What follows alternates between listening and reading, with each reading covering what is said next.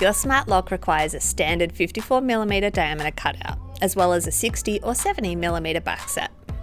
You can use the included guide to make sure that your door meets the installation requirements. You may need to drill the mounting hole directly above the main cutout. Use the guide as a template. Start with the deadbolt latch. For a 60mm backset, the latch should be kept in the shorter position. If your door has a 70mm backset, you can twist the ends of the latch to extend it.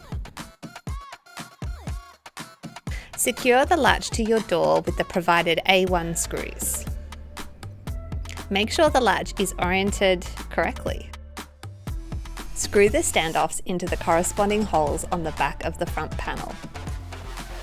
If your door is less than 40mm thick, use pliers to carefully break off the last section of the spindle at the notch. Align the matching rubber seal to the front panel. Press firmly around the edges to make sure it is securely in place.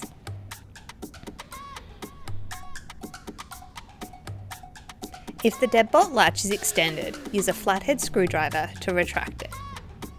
Align the spindle horizontally and insert it into your latch until the front panel is flush with your door.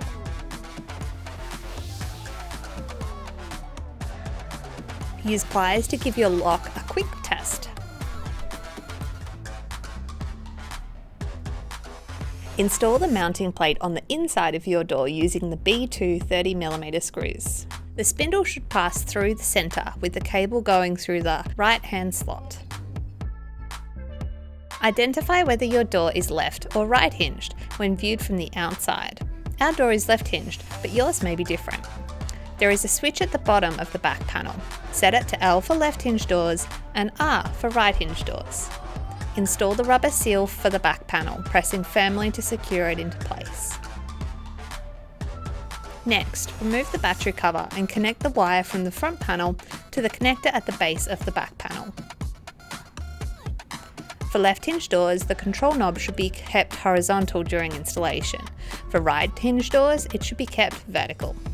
Feed the excess cable inside the door and use 2 C-screws to secure the back panel to the mounting plate. Give your lock a quick test. After checking that your deadbolt can be controlled by the knob, install a 3rd C-screw at the bottom of the back panel. Insert 4 AA batteries and replace the battery cover. You will now need to pair the included Grid Connect Bluetooth hub in order to access the lock features over Wi-Fi.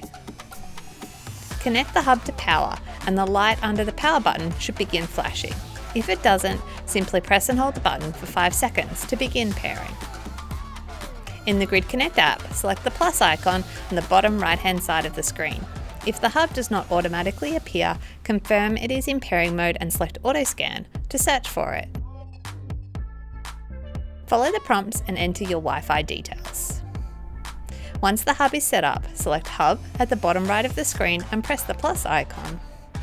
Wake your device with the back of your hand, then press the 8 key, followed by the hash key to enter pairing mode. Select New Device, then follow the prompts to complete setup. Your new lock is now ready to use. To add new users, select Users at the bottom of the screen. Press the plus icon and select what kind of user you would like to add. Here you can enter the user's name and details. You can then allocate which features of the lock this user will have access to, and even set a start and end date for their access. Everything you need is right there in the app. Just follow the prompts and you'll be good to go. If you need to reset your lock to the factory default settings, simply remove the battery cover and use a small pin to hold down the reset button.